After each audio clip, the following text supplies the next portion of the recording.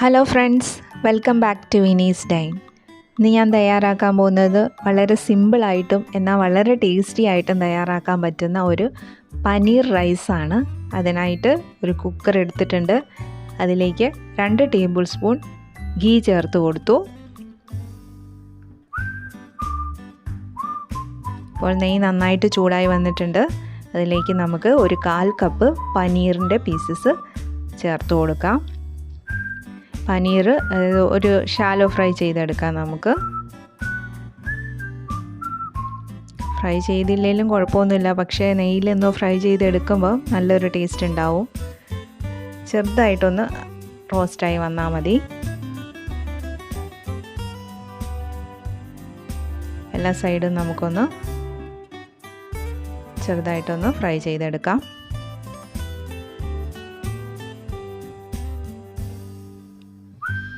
ഇപ്പം പനീറൊക്കെ നന്നായിട്ട് റോസ്റ്റായി വന്നിട്ടുണ്ട്.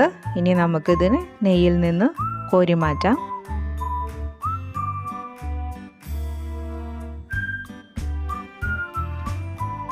ഇപ്പോൾ പനീറൊക്കെ മറ്റൊരു പാത്രത്തിലേക്ക് മാറ്റിയിട്ടുണ്ട്.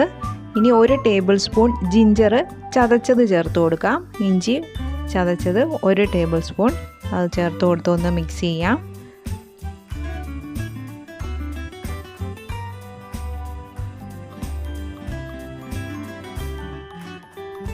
ഇനി ചേർത്ത് കൊടുക്കുന്നത് ഗാർലിക്കാണ്. 1 ടേബിൾ സ്പൂൺ വെളുത്തുള്ളി ചതച്ചത് ചേർത്ത് കൊടുക്കാം. അതും ചേർത്ത് ജിഞ്ചറും ഗാർലിക്കും നന്നായിട്ടൊന്ന് മൂത്ത് വരണം. ആ പച്ച ചുവയൊക്കെ ഒന്ന് മാറി വരണം. അതുവരെ ഒന്ന് മിക്സ് ചെയ്ത് കൊടുക്കാം. ഇതായിപ്പം ജിഞ്ചറും ഗാർലിക്കും ഒക്കെ നന്നായി മൂത്ത് വന്നിട്ടുണ്ട്. ഇനി അതിലേക്ക് 2 ഗ്രീൻ ചില്ലി കട്ട് ചെയ്ത് ചേർത്ത് കൊടുക്കാം.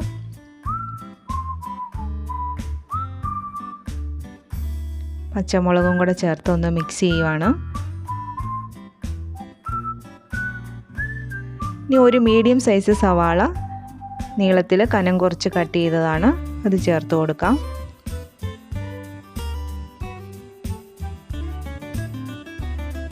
സവാള നന്നായിട്ടൊന്ന് വഴറ്റിയെടുക്കണം. ഇതിലേക്ക് 1 ടീസ്പൂൺ ഗീയും കൂടെ ഞാൻ ചേർത്ത് കൊടുക്കുവാണ്. നിങ്ങൾക്ക് നെയ്യ് വേണ്ടാന്നുണ്ടെങ്കിൽ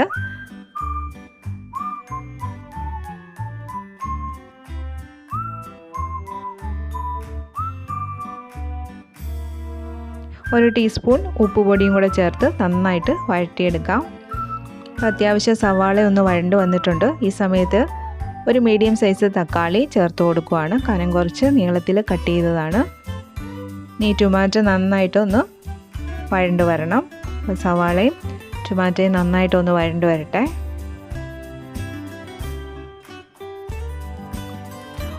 ഒരു തണ്ട് കറിവേപ്പിലയും കൂടെ ചേർത്ത് കൊടുത്ത് മിക്സ് ചെയ്തെടുക്കുകയാണ്.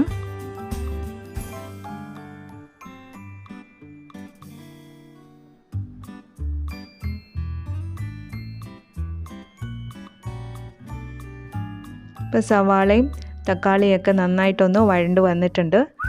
ഇനി നമുക്ക് പൊടികൾ ചേർത്ത് കൊടുക്കാം. 1/2 ടീസ്പൂൺ മഞ്ഞൾ പൊടി ചേർത്ത് കൊടുത്തു.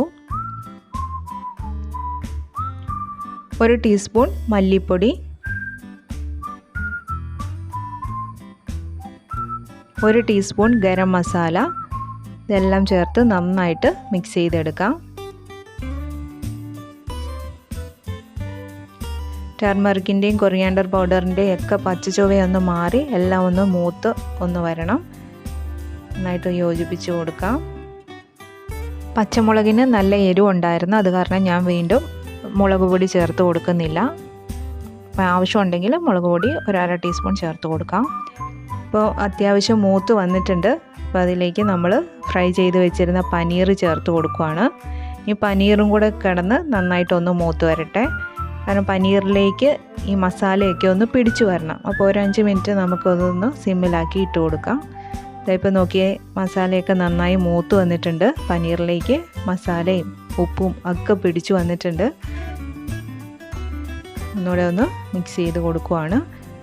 ഇനി നമുക്ക് വെള്ളം ചേർത്ത് കൊടുക്കാം. 1 കപ്പ് റൈസാണ് ഞാൻ എടുക്കുന്നത്. അപ്പോൾ 2 കപ്പ് വെള്ളം ചേർത്ത് കൊടുക്കുവാണ്. ഓരോ റൈസിനനുസരിച്ച് വ്യത്യാസം ഉണ്ടാവും. 1 ടീസ്പൂൺ ഉപ്പുപൊടിയും കൂടെ ചേർത്ത് കൊടുക്കുവാണ്. ഇനി എല്ലാം കൂടെ നന്നായിട്ടൊന്ന് മിക്സ് ചെയ്തെടുക്കാം.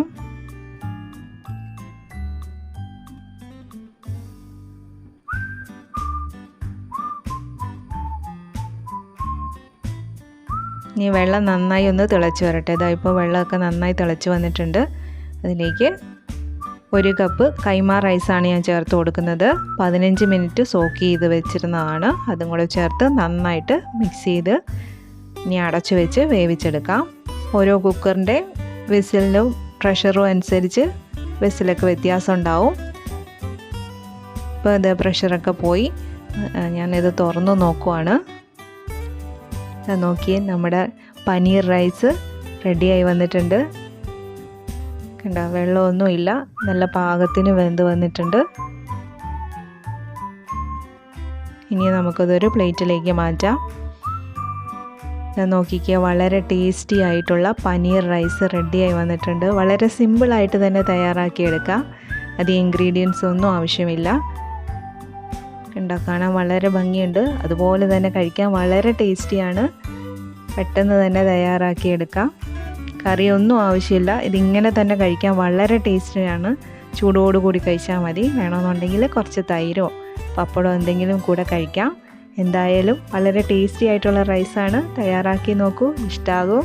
വീണ്ടും നല്ല വീഡിയോമായി കാണാം. Stay safe, stay happy. Bye bye.